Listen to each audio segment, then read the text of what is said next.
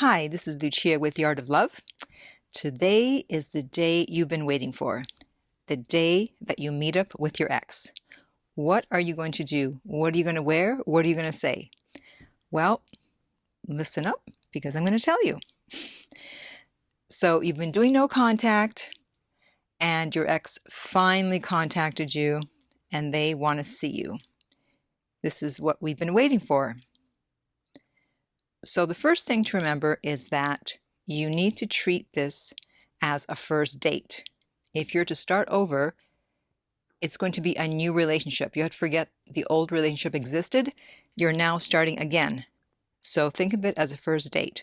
You want to look good, but you don't want to look too good in the sense that you don't want to look like you put a lot of effort into showing up. For the women, look a little sexy, but not too sexy. The guys, look classy. And you want to be in good spirits before you get there because you don't know what's going to happen.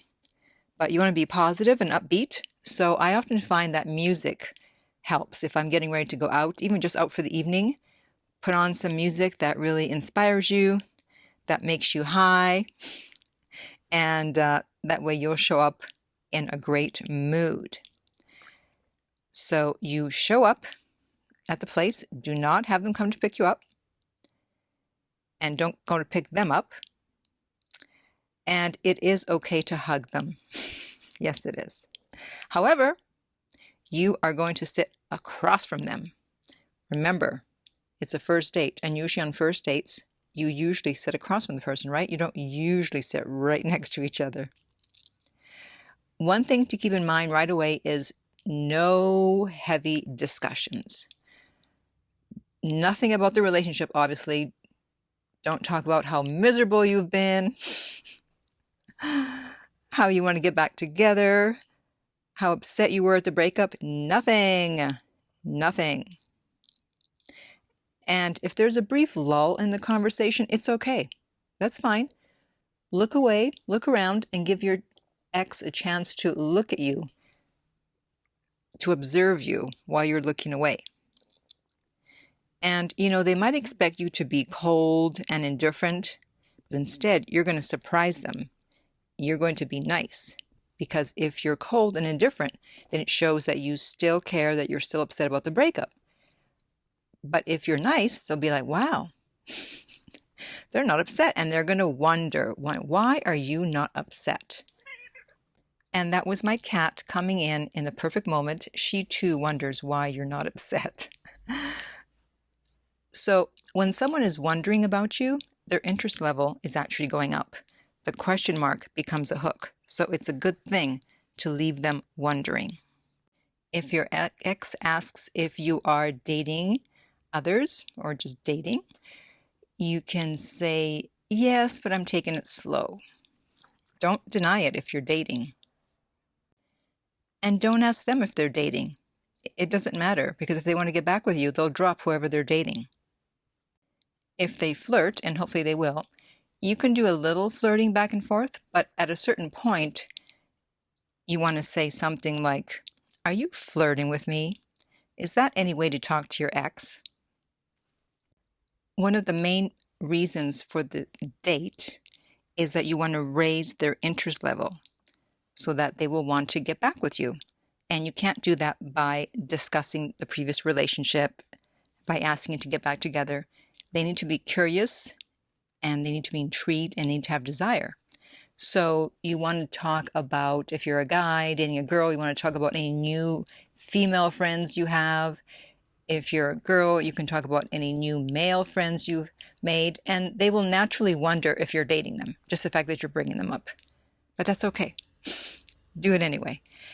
And something that I would do is you should have someone call you on the date. So let's say you're meeting your ex at 1 o'clock. Tell them to call you at 1:30.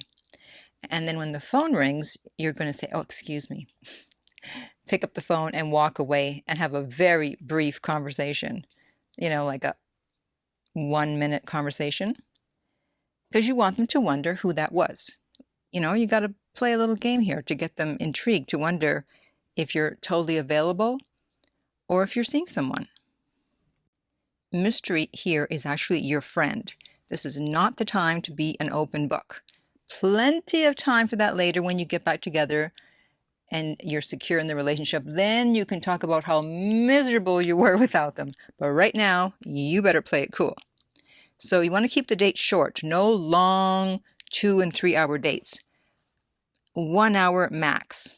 And have somewhere to go afterwards. Otherwise, if you're having fun, you're going to be tempted to spend more time with them or to go back to their place or to bring them back to yours. No, they need to put in an effort to win you over, and they can't just have you just like that after meeting up with you for 45 minutes. So you be the one to end the date on a good note when everything is going well and say, well, I have to get going.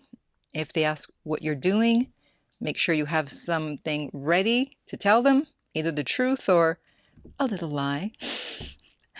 Tell them you have some pressing work that you have to get done. You have to go home for something. It doesn't matter, but just you got to go. And I hope I don't have to tell you that obviously you're not going to sleep with them. This is not the time to sleep with them because you don't know if they want to get back together, especially if you're a female. And if you sleep with them, you're going to think, oh, we're back together. And then if they don't want to get back together, they're going to think, oh, she thinks we're back together, so I'm going to avoid her. So then he's going to avoid you. And then you're going to get mad and you're going to wonder what's going on. So don't do it. And I know for the guys that they think that they're supposed to get the girl into bed on the first date, as in the first date after the breakup, but not necessarily. Again, she needs to work to get you back. Don't be so easy in that sense. So if you have any more questions about what to do when you finally meet up with the ex, we can do a coaching session and you can contact me at theartoflove.net. If you're listening to this on iTunes, I would appreciate if you would rate and review the podcast. If you're listening on YouTube and you liked it, please like the video and subscribe. And finally, remember that love inspires, empowers, uplifts, and enlightens.